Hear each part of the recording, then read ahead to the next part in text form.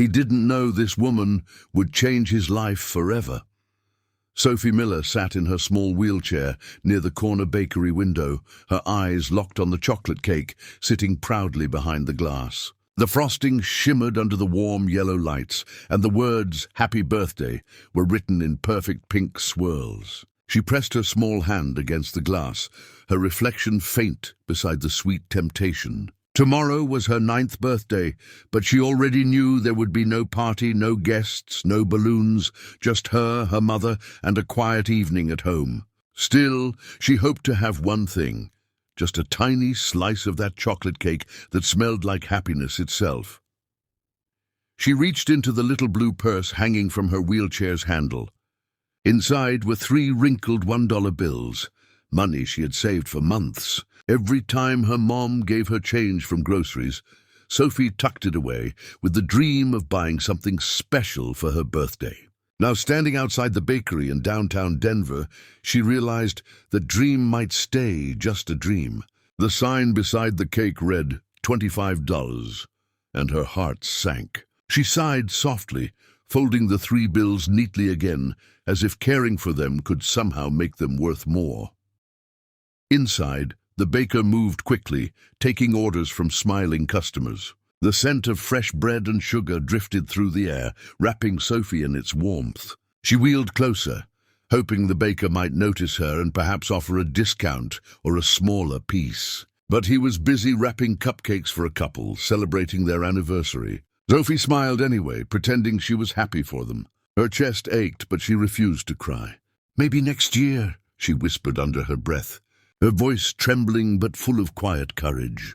Across the street, cars passed, and children her age laughed as they carried balloons from a nearby party store. Their joy echoed through the cool afternoon air. Sophie's eyes followed them until they disappeared around the corner. She imagined herself walking among them, laughing, her legs strong again. But then she looked down at her motionless feet and exhaled deeply. Her accident 2 years ago had taken more than just her ability to walk.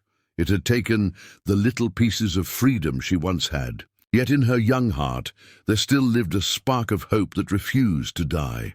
As she turned her wheelchair toward home, her small purse bounced lightly on her lap. The sky had turned soft orange, the evening sun washing the bakery walls in gold. Her mother would be home soon from her second shift at the diner. Sophie knew she'd bring leftovers, maybe a slice of pie, if someone hadn't finished their meal. That thought made her smile. She didn't want to worry her mum. She worked so hard already. Sophie took one last look at the chocolate cake through the glass, whispering softly, "Happy birthday to me," before rolling away down the sidewalk, her shadow stretching long in the fading light.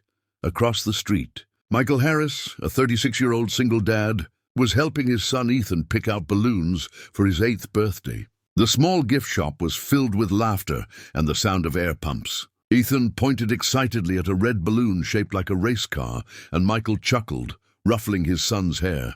"All right, champ, you can have that one too," he said warmly. But as they stepped outside, Michael noticed something that made him pause. Across the street, a little girl in a wheelchair was struggling to move down the ramp outside the bakery. The sight tugged at his heart instantly.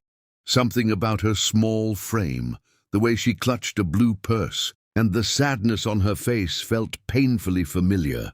Without a second thought, he told Ethan to wait by the balloon stand and jogged across the street. "Hey there," he said gently, crouching beside her. Sophie looked up, startled but comforted by his kind smile. "Need a hand with that?" Michael asked. She nodded shyly, and he carefully helped her navigate the ramp. When she thanked him in a soft, polite voice, he noticed the faint tear marks on her cheeks. "Are you okay?" he asked, his tone full of warmth. Sophie hesitated, then whispered, "I was just looking at that chocolate cake, but I don't have enough."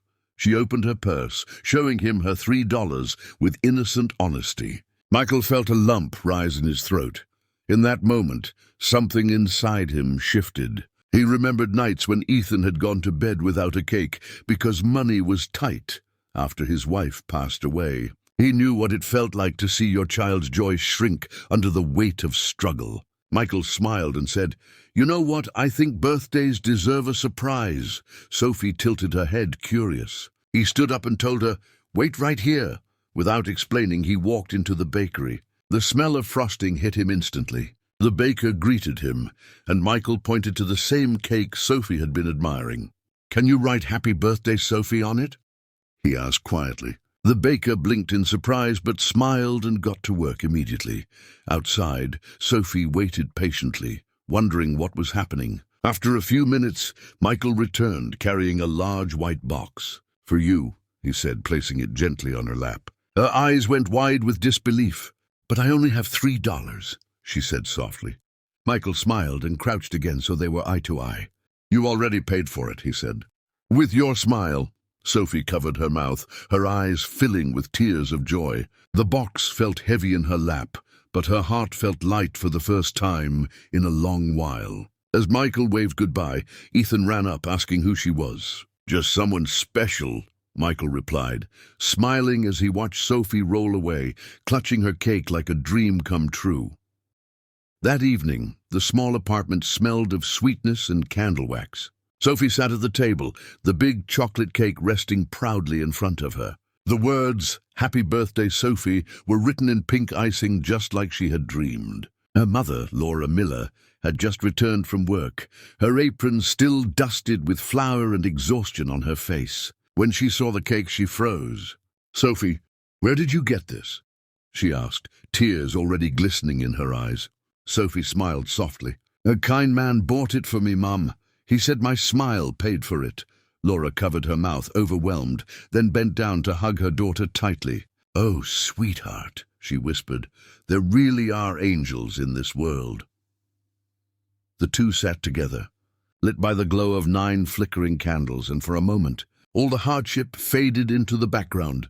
When Sophie made her wish, she didn't ask for toys, clothes, or even to walk again. She wished that the kind man and his little boy would always be happy. After blowing out the candles, she giggled as her mum gave her the first bite of the cake. It was soft, rich, and warm, sweeter than anything she'd ever tasted. Laura took a small piece too, tears still rolling down her cheeks. They didn't have much. The rent was late again, the heater barely worked, and Laura's shoes were worn thin. But that night, it didn't matter. Their hearts were full, and for the first time in a long while, joy filled the small home like sunlight through dusty windows. Across town, Michael and Ethan sat on their porch with paper plates in their hands, eating their own slice of cake. The evening breeze rustled through the trees, and soft laughter echoed between them. Ethan looked up at his dad curiously. "Dad, why did you buy her a cake?" Michael smiled, glancing toward the stars. "Because sometimes the best birthdays are the ones we give to someone else." Ethan nodded thoughtfully, then said, "Can we do that every year?" Michael chuckled and put his arm around his son.